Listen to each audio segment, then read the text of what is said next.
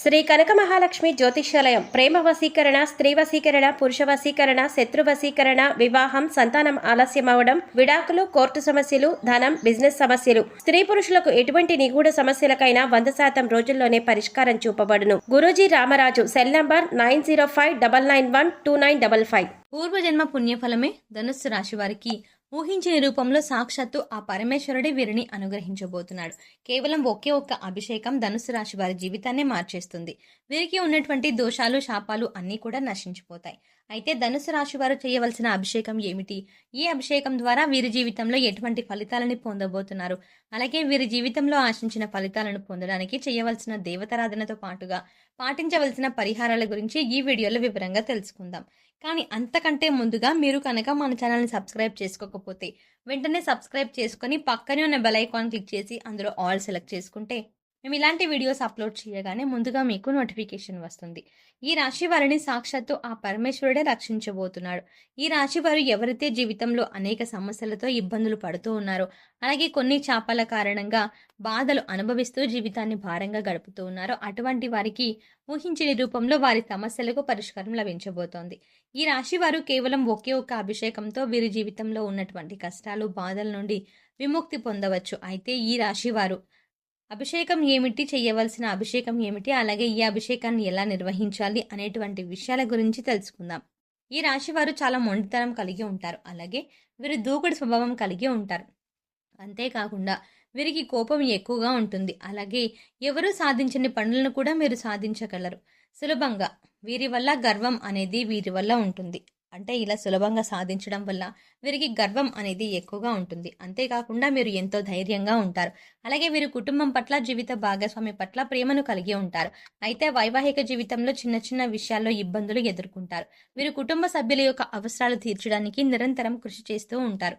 అలాగే చాలా విషయాలు వీళ్ళు ముక్కుసూటిగా ఉంటారు. మనసులో ఏదనిపిస్తే అది ధైర్యంగా, నిర్భయంగా చెప్పేస్తారు.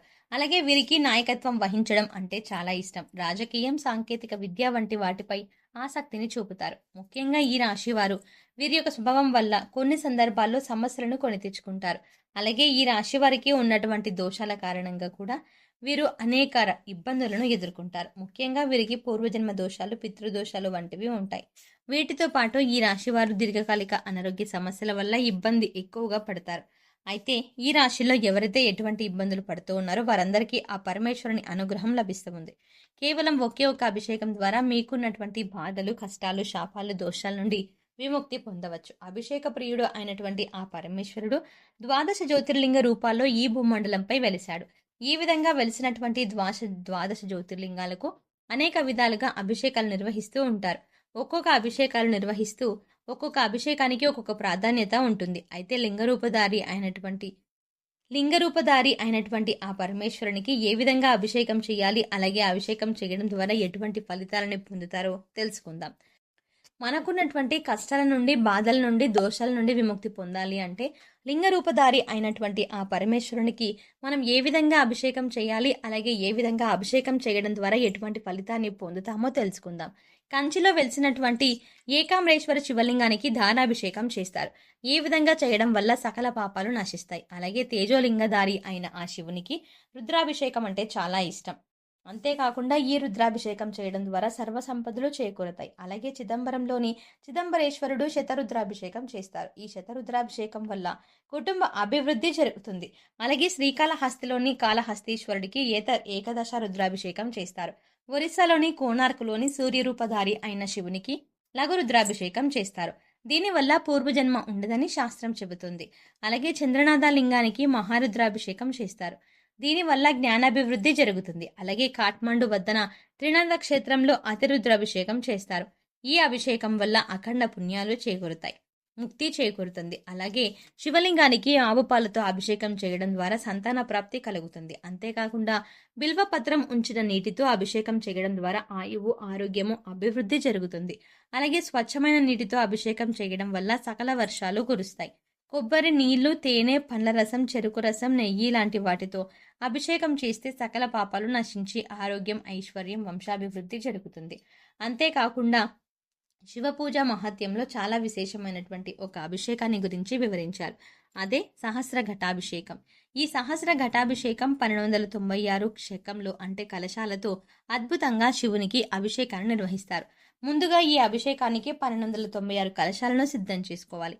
తర్వాత వాటిని శుద్ధి చేసి వాటికి విభూదిని రాసి బొట్లు పెట్టి తర్వాత అష్టగంధం సుగంధ ద్రవ్యాలు అలాగే పంచామృతాలు అన్నింటినీ కలిపి అభిషేకం జలాలను సిద్ధం చేసుకున్న తర్వాత వాటన్నింటిని ఒక క్రమ పద్ధతిలో ఉంచి తయారు చేసినటువంటి అభిషేక జలాన్ని ఈ కలశాల్లో నింపి పూజా కార్యక్రమం నిర్వహించారు.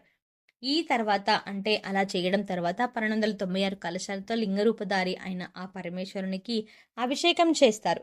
ఈ విధంగా అభిషేకం చేయడం వల్ల పూర్వజన్మ దోషాలు, సర్పదోషాలు, పితృదోషాలు వంటివన్నీ కూడా తొలగిపోతాయి. అయితే అందరూ ఈ సహస్ర ఘటాభిషేకాన్ని నిర్వహించలేరు.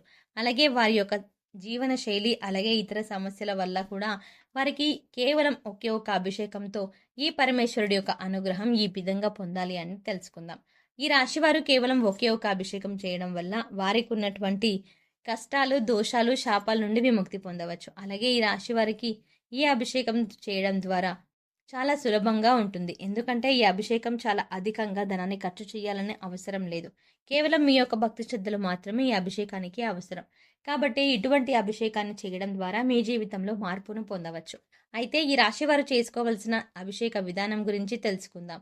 ముందుగా శ్రేష్టమైనటువంటి పుట్టమట్టిని తీసుకోండి. తర్వాత శ్రీగంధం తీయండి. అంటే శ్రీగంధం చెక్కను తీసుకొని దాని నుండి గంధాన్ని తీయండి. ఆ తర్వాత ముందుగా తీసుకున్నటువంటి పుట్టమట్టిలో శ్రీగంధాన్ని అంటే ఆ పుట్టమట్టిలో శ్రీగంధాన్ని కలిపి ఆ పుట్టమట్టితో ఒక శివలింగాకృతిని తయారు చేయండి. ఈ విధంగా తయారు చేసినటువంటి శివలింగానికి చందనం, సుగంధ ద్రవ్యాలు, కస్తూరి అలాగే గంగాజలము, పంచామృతాలతో మీకు వీలైనటువంటి వాటితో 20 రోజుల పాటు అభిషేకాన్ని నిర్వహించారు. ప్రతిరోజు అలాగే శివలింగం దగ్గర ప్రతిరోజు బిల్వ దళాన్ని ఉంచండి. ఈ విధంగా 20 రోజుల పాటు అభిషేకం చేయడం ద్వారా ఈ రాశి వారి జీవితాన్ని మారిపోతుంది.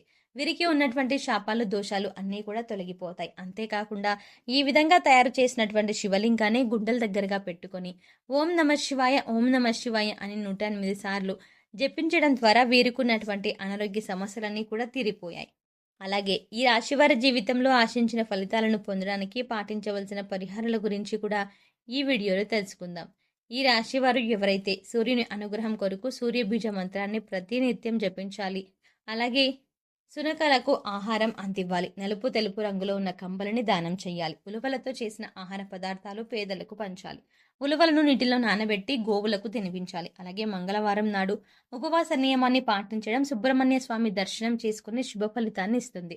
సో చూసారు కదండి, కేవలం ఒకే ఒక అభిషేకం ఈ రాశి వారికి జీవితాన్ని ఒక విధంగా మార్చేస్తుంది. అలాగే ఈ రాశి వారే అభిషేకం ద్వారా వీరికి ఉన్నటువంటి లాభాలు, శాపాలు అలాగే దోషాలు ఏవైతే ఉన్నాయో, పట్టి పీడిస్తున్నాయో అవన్నీ కూడా తొలగిపోతాయి. ఏ విధంగా నశించిపోతాయి వంటి విషయాల గురించి కూడా ఈ వీడియోలో వివరంగా తెలుసుకున్నాం కదా.